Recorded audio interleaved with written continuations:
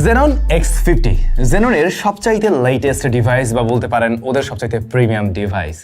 স্মার্টফোনটির ডিজাইনটা একবার জাস্ট দেখুন, চেনা চেনা লাগে। আচ্ছা, সেদিক চেনা চেনা লাগুক না কেন, এই স্মার্টফোনটাতে কিন্তু আলট্রা ওয়াইড শুটার রয়েছে, রিয়ারে তিনটা ক্যামেরা রয়েছে, ফ্রন্টে একটা ক্যামেরা রয়েছে, ডিসপ্লেটা হচ্ছে যে এরকম যেখানে পাঁচল কাটআউট আমরা দেখতে পাই, অ্যামোলেড প্যানেল অবশ্যই এইটার মেইন ক্যামেরাটা 64 মেগাপিক্সেলের, যেখানে সনির সেন্সর রয়েছে, 6300 mAh এর ব্যাটারি থাকছে, 33 ওয়াটের চার্জার এই সুন্দর বক্সটাতে রয়েছে।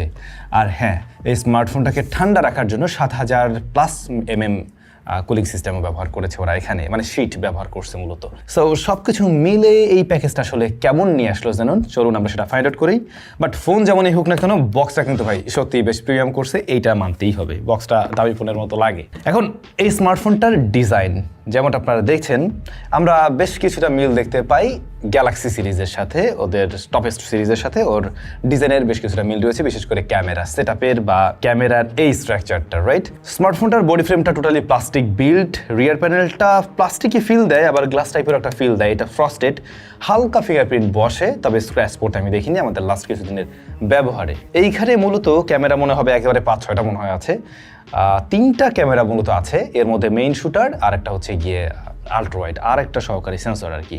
সামনের দিকটাতে চলে আসলে আমরা বেশ বড়সড় একটা ডিসপ্লে দেখতে পাবো, যে ডিসপ্লেটা অ্যামোলেড প্যানেল, পাঁচল কাটআউট রয়েছে, তবে এটার চিন বেজেল আরেকটু ন্যারো রাখলে বেশি সুন্দর লাগতো, মানে রিয়ারের থেকে লুকটা দেখে আপনার এক্সপেকটেশন এরকম তৈরি হবে যে সামনের বেজের এরিয়া আরও বেশি ন্যারো, সো এই জায়গাটা আরেকটু ন্যারো রাখলে বেশি সুন্দর লাগতো, তবে এটাও যে খুব খারাপ লাগছে ব্যাপারটা এরকম নয়। স্মার্টফোনটাতে কিন্তু আইপি রেটিং ভালো রয়েছে, IP68 রেটেড, সো আপনি চাইলে এই ফোনটাতে টুকটাক পানি তো লাগাতে পারছেন, পানির নিচেও চুবানো যাবে, সমস্যা নেই, আমরা টেস্ট করে দেখেছি।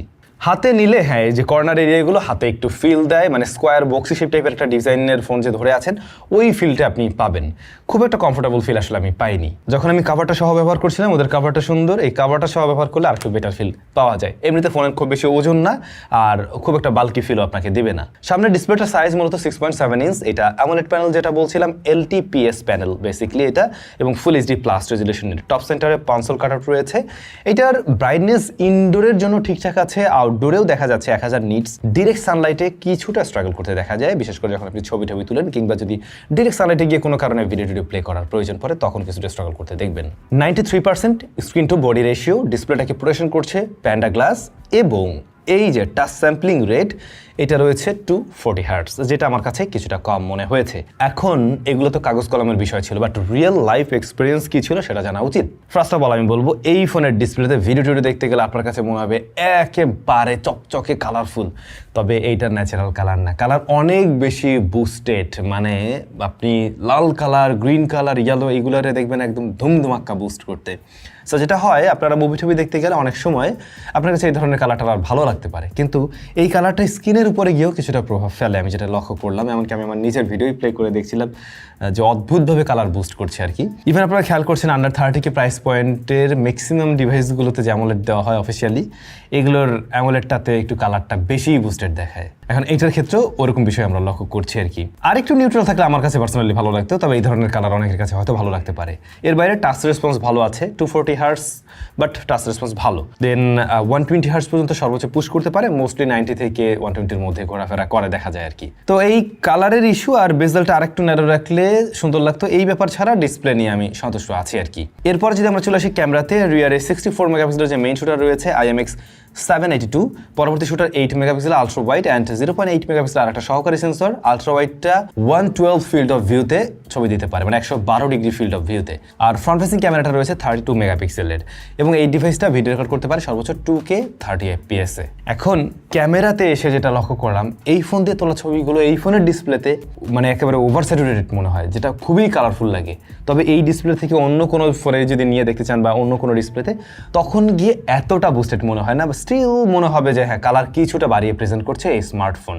বাট ওদের ডাইনামিক রেঞ্জে আরও বেশি গুরুত্ব দেওয়া উচিত ছিল, যে জায়গাটা আমি হোয়াইট পাইনি, মানে হেভি এক্সপোজার এবং লোয়ার জায়গাগুলো যে জায়গাগুলোতে আলো কম, সেইটার যে ডিটেল খুব ভালোভাবে ফুটিয়ে তুলতে পারছে না, এইখানে এসে ভালো রকমের হিমশিম খায়। হেভি এক্সপোজার এরিয়াগুলো অনেক বেশি ঝলসে ফেলছে, যে জায়গায় ক্যালকুলেশনের প্রয়োজন ছিল। ভালো একটা সেন্সর আছে, তবে অপটিমাইজেশনের সুযোগ আছে এখনো।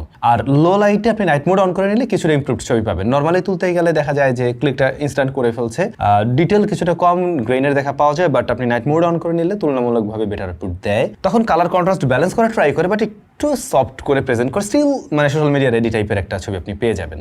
অন্যদিকে আলট্রাওয়াইড শুটারটা প্রপার লাইটিং কন্ডিশনে কিন্তু ইউজেবল ছবি দিচ্ছে। নর্মালি দেখা যায় আন্ডার 30K প্রাইস পয়েন্টও এখন অফিসিয়াল ম্যাক্সিমাম ডিভাইস আলট্রাওয়াইড শুটারটা নেই, সেই জায়গায় আমরা এই ডিভাইসটিতে পেয়েছি। এটা আপনার জন্য একটা বাড়তি সুবিধা অ্যাড করবে, একই সাথে এটা লো লাইটে যে খুব ভালো পারফর্ম করবে ব্যাপারটা সেরকমও না। আপনারা প্রপার লাইটিং কন্ডিশনে ছবি নেওয়া ট্রাই করবেন, তাহলে ইউজেবল আউটপুট বের করা সম্ভব। আর হ্যাঁ, পোর্ট্রেট মোড তো আছে এই স্মার্টফোনে। পোর্ট্রেট মোডে এজ ডিটেকশনে আমরা টুকটাক কিছু মিসম্যাচ লক্ষ্য করছি ক্রিটিক্যাল সিনারিওতে। আর আমি যে জিনিসটা মিস করছি সেটা হচ্ছে গিয়ে ফোকাল লেন্থ। আমি আশা করছিলাম যেহেতু 64 আছে, এখানে চাইলে আরেকটু জুম টুম করে মানে একটা ডিফারেন্ট ফোকাল লেন্থ দিতে পারতো, অ্যাটলিস্ট 2x পর্যন্ত। সো ওইটা মিস করছি, ওটা থাকলে আর বেশি জোস হইতো। আর কালারে এখানে কিছুটা শিফটিং লক্ষ্য করা যায় আর কি। ফ্রন্ট ফেসিং ক্যামেরাটাও সেম ইস্যু আমি লক্ষ্য করছি, অর্থাৎ হেভি হাইলাইটেড এরিয়াগুলো ঝলসে ফেলার একটা প্রবণতা আছে। এমনকি এই যে এরকম লাইটিং কন্ডিশনে আমার তোলা ছবিটাতে আপনারা লক্ষ্য করছেন যে একটু বার্ন আউট হওয়ার মতো ইস্যু রয়েছে, মানে আমার স্ক্রিন মনে হয় যেন জ্বলতেছে রড লাইট দিয়ে জ্বালানো, এরকম একটা ব্যাপার। তো এই হাইলাইট ব্যালেন্সিং এর জায়গায় আরো বেশি অপটিমাইজেশন প্রয়োজন ছিল বোথ সাইডের ক্যামেরায়। সেম ব্যাপারটা আমরা নোটিস করছি কিন্তু ফ্রন্ট ফেসিং ক্যামেরার পোর্ট্রেট মোডেও। ভিডিও রেকর্ড করতে পারে সর্বোচ্চ 2K 30 FPS এ। ভিডিও অ্যাভারেজ কোয়ালিটির একেবারেই, যেখানে জিটারিং আমরা লক্ষ্য করছি। ক্যামেরা নিয়ে আমার মতামত হচ্ছে Xenon X50 ক্যামেরা সেটআপটা ভালো দেখতে, এমনকি অফিসিয়ালি এই প্রাইস পয়েন্টের অনেক ডিভাইস থেকেই হয়তো বেটার কিছু অফার করার ট্রাই করছে, লাইক সনি সেন্সর মেইন, দ্বিতীয়ত হচ্ছে গিয়ে আলট্রাওয়াইড আছে একটা। বাই দ্য ওয়ে, এটার দাম কি বলা হয়েছিল? 31,999 টাকা। এখন সেই জায়গায় সেটআপ মোটামুটি আমরা মেনে নিচ্ছি as official device, but output নিয়ে সন্তুষ্ট না, এর থেকে আরও বেটার আউটপুট বের করা সম্ভব ছিল। অলরাইট, স্মার্টফোনটিতে ডুয়াল ব্যান্ড ওয়াইফাই রয়েছে, ব্লুটুথ 5.2 রয়েছে, এই জায়গাটায় পিছিয়ে পড়বে। ব্লুটুথ 5.2 এটা বেশ ওল্ড জেনারেশন, অবশ্যই আরও লেটেস্ট কিছু দেওয়া উচিত ছিল। দেন এই স্মার্টফোনটা রান করছে অ্যান্ড্রয়েড 16 আর DDoS রয়েছে। DDoSটা একটু বেসিক টাইপের, বাট আপনাদের কাছে কেমন লাগে অবশ্যই জানাবেন। পার্সোনালি আমার কাছে খারাপ লাগে না, আমার কাছে অনেক ইজি বিজি এটা পছন্দ হয় না, একটু ক্লিন ভাইবে ভালো লাগে। সো সেই জায়গা থেকে ওকে আছে। আর এটা বাংলাদেশ মার্কেটে আপনারা পেয়ে যাবেন 8/256GB ভেরিয়েন্টে, যে প্রাইসটা বললাম ওই প্রাইস সেগমেন্টে। UFS 2.2 হলো গিয়ে স্টোরেজ টাইপ। SoC হিসেবে রয়েছে MediaTek Helio Z100, যা আপনারা বহুত ফোনে ব্যবহার করছেন। হাইব্রিড সিম স্লট রয়েছে, যেখানে সর্বোচ্চ 1 TB পর্যন্ত ব্যবহার করা যাবে।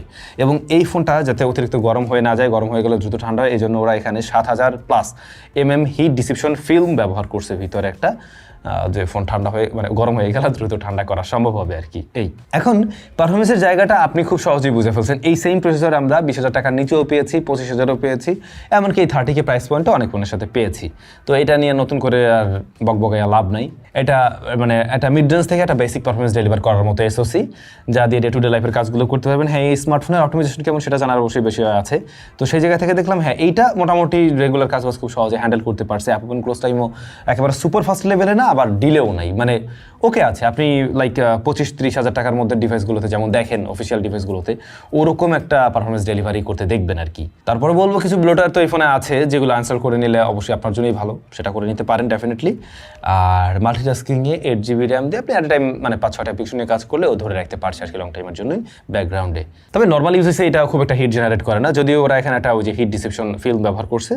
বাট হ্যাঁ, আমরা জানি যে এই SoC যে খুব ওভারহিট করে এমনও না। আর গেমিং করতে চাইলে এই SoC দিয়ে আপনারা জানেন যে টুকটাক গেমিং করা যায়, লাইক আপনারা কল অফ ডিউটি বা পাবজির মতো গেম প্লে করতে পারবেন। পাবজি সর্বোচ্চ HD হাই ফ্রেম রেটে চলবে, কিন্তু ওরকম সেটিংসেও না খেলার জন্যই মানে থাকবে আর কি, কারণ আপনি 30K প্রাইস পয়েন্টের মতো আসলে রেজাল্ট বা আউটপুট পাবেন না। সো গেমিং নিয়ে এক্সপেকটেশন থাকলেও আমি বলবো না, বাট ডে টু ডে লাইফের কাজবাজ সামলানোর জন্য ঠিকঠাক আছে। এখন আমরা আসলে স্টোরেজ বা এদিকে র্যাম সব কিছু দাম বাড়তে দেখছি, সেই জায়গা থেকে ফোনের দাম অনেক বেড়েছে, এটা সত্যি।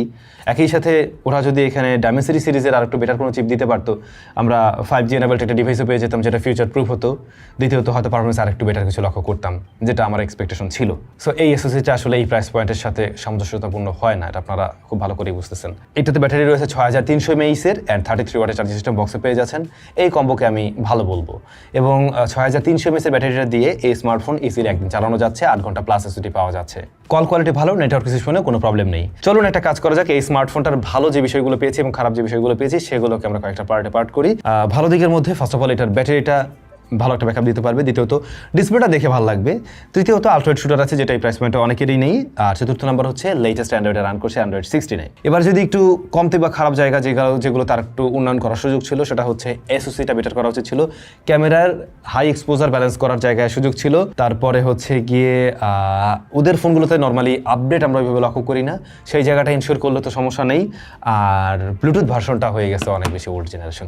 এই হচ্ছে দুইটা সাইট, এবং দামটা একটু বেশি। দামটা আরেকটু কম থাকলে হয়তো বা যেগুলোতে কমতি আছে সেগুলো নিয়ে আমাদের খুব একটা কথাবার্তা আসতো না। আন্ডার 30K বা আরেকটু নিচে দেন পারফেক্ট হতো। আপনাদের কাছে এই স্মার্টফোনের কোন বিষয়টা ভালো লেগেছে কমেন্ট করে জানাবেন। সবাই ভালো থাকবেন, দেখা হচ্ছে স্যামসাংয়ের নতুন ভিডিওতে।